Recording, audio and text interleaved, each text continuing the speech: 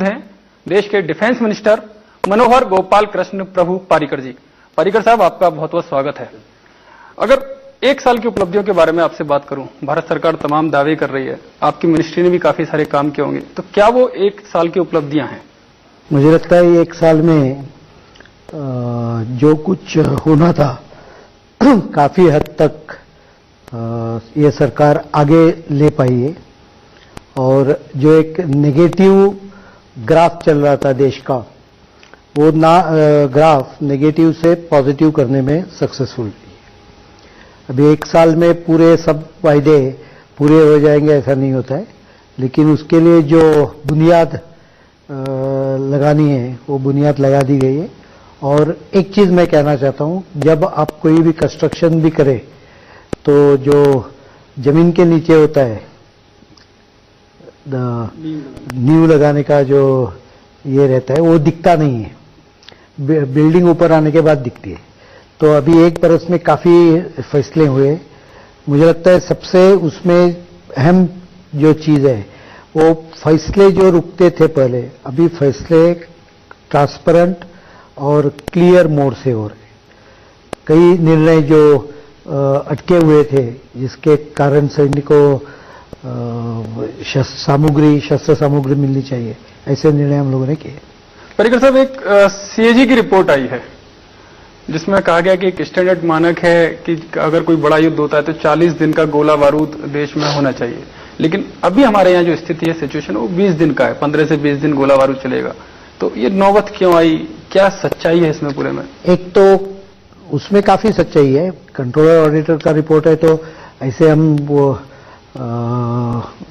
ऐसे बाहर फेंक नहीं सकते हैं, उसमें काफी सच्चाई है। लेकिन वो रिपोर्ट जो है वो मार्च 2013 का रिपोर्ट है। वो रिपोर्ट का जो फाइंडिंग है, उसकी जो फाइंडिंग है उसके हिसाब से हम लोगों ने काम किया है। और मुझे कहने में एक गर्व है कि 2015 मार्च में उसमें से जो गैप्स वो लोगों ने जो आइडेंटिफाई किए थे, कई जगह क्रिटिकलिटी हम लोगों ने एड्रेस की। और सैन्य के पास शस्त्र सामग्री ज्यादा बढ़ने के तरफ हम लोग लेके गए।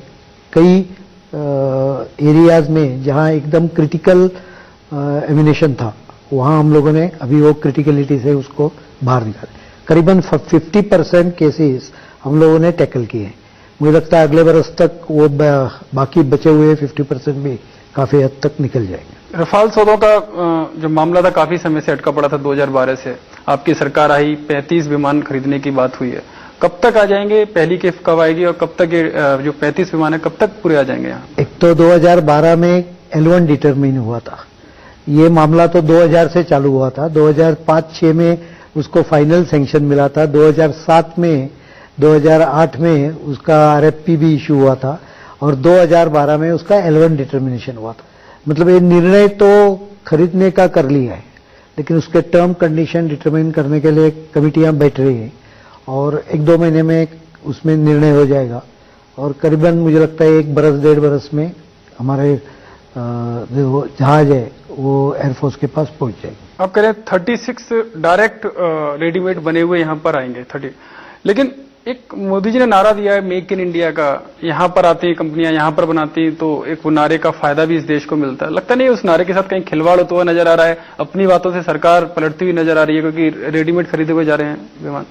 रेडीमेड खरीदने का कारण इमरजेंसी नीड है, लेकिन उसमें भी 50% ऑफसेट है। मतलब उसके एक स्पेयर पार्ट जो कंपनी को चाहिए वो भारत से एक्सपोर्ट हो जाएंगे, तो 50% ऑफसेट से काफी हद तक मेक इन इंडिया बनेगा। लेकिन मोर इंपॉर्टेंट, ओरिजिनल डिसीजन था वो 126 राफेल का था।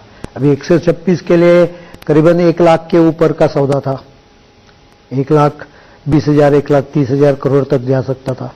अभी 36 लेने के निर्णय के बाद में ऑलमोस्ट 65% पैसा जो बचेगा वो हम लोग LCA, तेजस और भी अगर फाइटर प्लेन चाहिए तो ये भारत में बना के उसका मेक इन इंडिया का प्रोग्राम कर ले। पारिकर साहब, एक सवाल और आपसे। आपने जब सरकार आई थी, घोषणा पत्र जारी किया तब वन रैंक वन पेंशन की बात थी।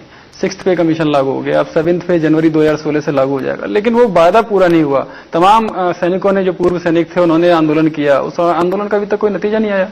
एक तो वन रैंक वन पेंशन जो मामला था, मुझे लगता है पिछले 15-20 सालों से चल रहा है। हर एक सरकार ने उसका काफी उसके ऊपर अपनी तवा गरम था, तो जो बेनिफिट लेना था वो ले लिया, लेकिन ये सरकार काम करने वाली सरकार है। हम लोगों ने आश्वासन जो दिया है वो पूरा हो जाएगा। पर्रिकर साहब, आप पहले नेता थे बीजेपी की तरफ से जिन्होंने मोदी साहब को प्रधानमंत्री बनाने के लिए आगे आए। गोवा में मैंने खुद आपका इंटरव्यू किया था उस समय, लेकिन कहीं ना कहीं उसके बाद प्रधानमंत्री तो मोदी साहब बन गए, आप भी दिल्ली में आ गए, लेकिन आडवाणी जी को लेकर हमेशा हवा में खबरें आती हैं कि नाराज हैं, दुखी हैं, हालांकि वो खुलकर बोलते नहीं है। क्या आपकी उस समय उनसे उसके बाद कोई मुलाकात हुई है? किस तरह का उनका व्यवहार रहता है? क्या पार्टी ने उनको सम्मान जरूर दिया पद्म भूषण? मुझे तो कुछ ये नहीं, डिफरेंस जो बोलते हैं ऐसा कुछ नहीं दिखाई दिया, लेकिन आप उसके जानकार है, आप ही बोल रहे हैं मुझे तो कभी उसका ये नहीं हुआ, जिक्र नहीं हुआ। पर्रिकर साहब, एक अंतिम सवाल आपसे। एक सवाल पर्रिकर साहब हमेशा आता है, गलियारों में भी तैरता रहता है कि आप डिफेंस मिनिस्टर हैं देश के, सीसीएस में भी हैं, लेकिन जब पार्टी के असले की बात आती है आप उसमें कहीं भी नजर नहीं आते हैं, ना आप कोर ग्रुप में हैं, ना पार्लियामेंट्री बोर्ड में हैं। हालांकि आप झंडेवालन जरूर जाते हैं, नागपुर कार्यालय जरूर जाते हैं, लेकिन झंडेवाला गया नहीं। अभी आप नागपुर होकर आए हैं? दिल्ली में संघ कार्यालय झंडेवाला है, मैं अभी तक दिल्ली आने के बाद पहुंचा नहीं उधर। अभी तो कभी तो जाऊंगा एक दिन टाइम लेके। मुझे जाने में मुझे कुछ अर्गिज नहीं है, लेकिन मुझे लगता है कि अगर गया तो मीडिया वो खाली पीली उसका इंटरप्रिटेशन निकाल देती है। नागपुर में मैं जो गया था, हमारा 2 दिन की मीटिंग्स थी, तो मैं भंडारा गया, मैं अंबाजार फैक्ट्री गया, तो उस हिसाब से मैंने नागपुर गया था। अभी नागपुर जाने के बाद संघ का स्वयंसेवक मैं 1967 से हूँ, और मुझे वो बताने में मुझे कोई गर्व है, और मेरे लिए संघ कार्यालय नागपुर का ये आस्था का विषय है।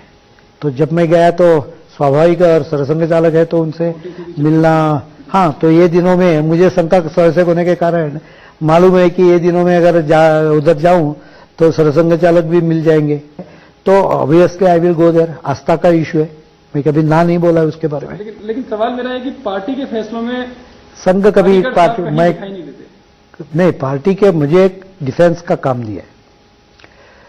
सरकार के कोर ग्रुप में मैं हूं। डिफेंस का काम अभी भी आपको मुलाकात देते वक्त वो खत्म नहीं होता है।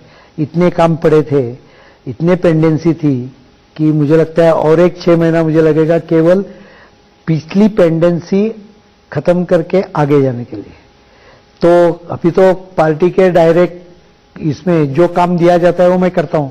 हर एक आदमी ने हर एक जगह रहना चाहिए, ऐसा कुछ रिक्वायरमेंट नहीं है। बहुत बहुत धन्यवाद पर्रिकर साहब हमसे बात करने के लिए।